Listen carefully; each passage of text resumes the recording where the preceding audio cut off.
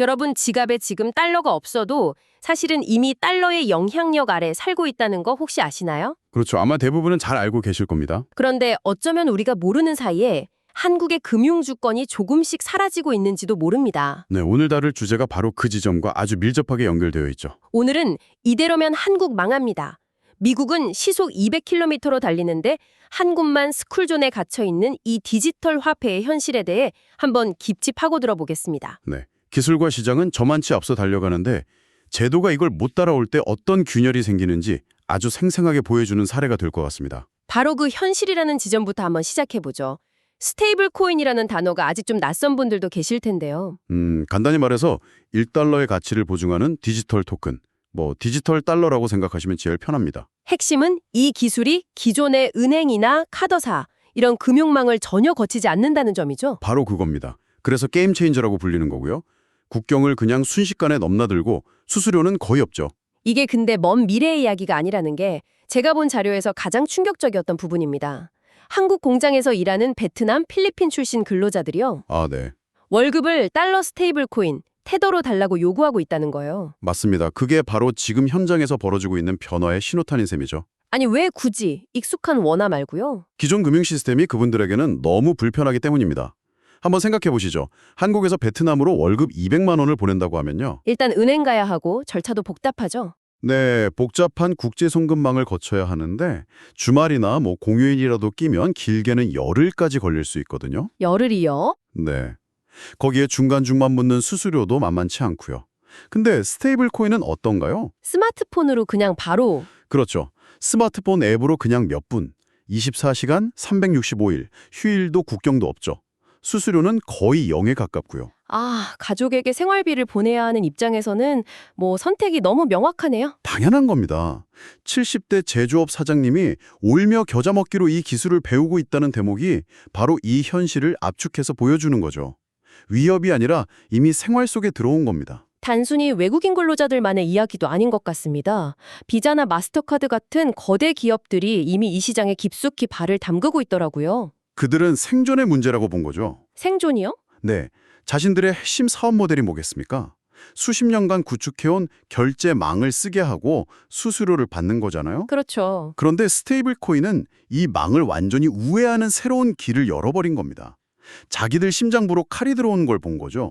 그래서 우리가 이 새로운 길의 주인이 되겠다 이렇게 나선 거군요. 정확합니다.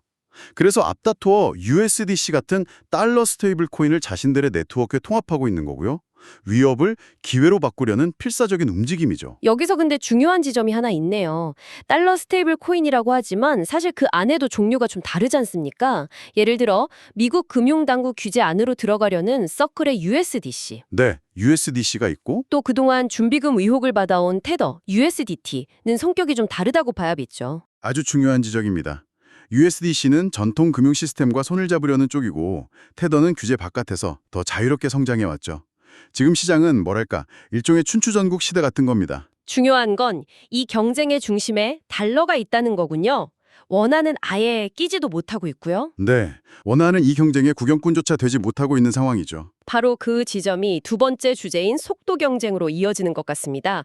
미국이 이 분야에서 시속 200km로 질주하고 있다면 한국은 글쎄요 시속 30km짜리 스쿨존을 지나고 있는 것 같아요. 혹은 운전기능 시험장처럼 머뭇거리고 있는 상황에 비유할 수도 있겠네요. 맞아요. 금융당국의 보고서를 보면 안전성, 신중한 검토 이런 단어들이 계속 반복되거든요. 물론 규제 당국의 입장을 이해 못하는 건 아닙니다.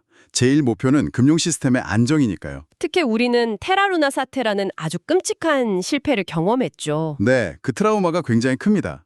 섣불리 문을 열었다가 대규모 금융사고라도 터지면 그 책임은 고스란히 당국이 져야 하니까요. 예측 불가능한 리스크를 강조할 수밖에 없는 거죠. 일리 있는 우려입니다. 하지만 그 안전을 지키려다 더 큰 기회를 놓치고 있는 건 아닐까요? 바로 기회비용의 문제입니다. 우리가 원화 스테이블 코인을 만들까 말까 망설이는 사이에 시장은 그냥 텅 빈 채로 기다려주지 않는다는 거죠. 그렇죠. 이미 달러 스테이블 코인이 그 자리를 빠르게 채우고 있습니다. 이게 무슨 진공 상태에서 벌어지는 실험이 아니니까요. 그럼 국내 기업들은 어떻게 되는 겁니까? 국내 시중은행들도 지금 엄청난 위기감을 느끼고 있습니다.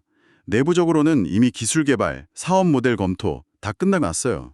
규제의 신호탄만 기다리고 있는 거죠. 그런데 그 신호가 계속 늦어지면 국내 기업들이 글로벌 경쟁에서 뒤처지는 건 물론이고요. 우리 안방인 국내 디지털 금융시장마저 해외 빅테크 기업들이 발행하는 달러 스테이블 코인에 잠식당할 시간을 벌어주는 셈이 될 수 있습니다. 여러분은 어떻게 생각하시나요? 금융당국의 이런 신중한 접근이 맞을까요? 아니면 이 속도 경쟁에서 우리가 이미 뒤처지고 있는 걸까요? 이런 변화에 대해 가장 많이 나오는 반론이 바로 통화 주권을 잃게 된다는 우려입니다. 통화 주권, 자국의 화폐를 발행하고 토화 정책을 결정할 권리. 굉장히 중요하게 들리죠? 그런데 제가 한번 질문을 던져보겠습니다.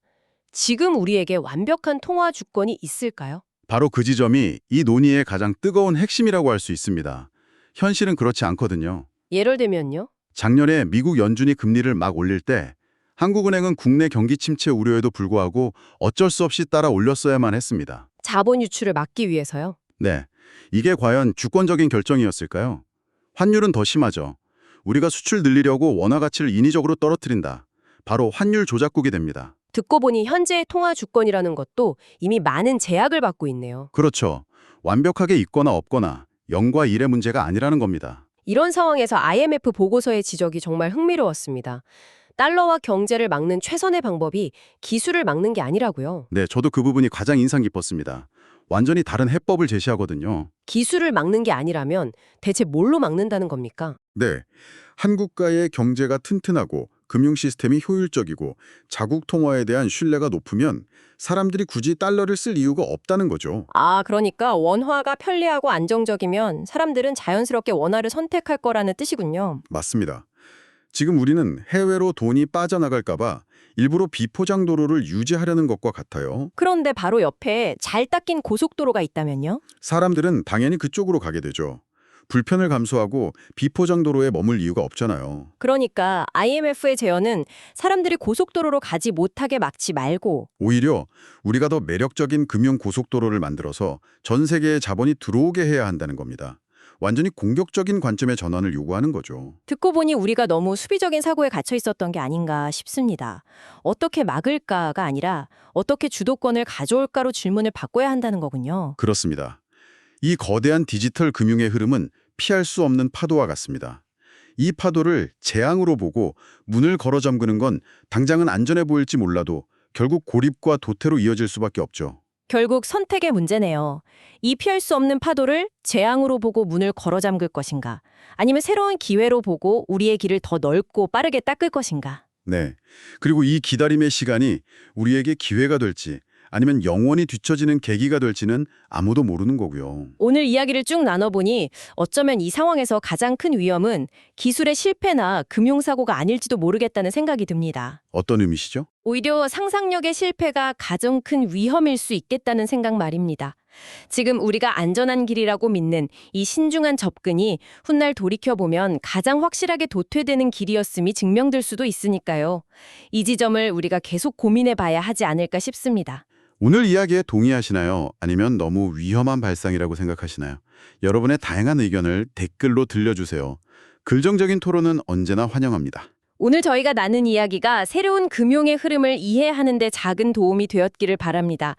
다음 심층 분석에서 다시 뵙겠습니다.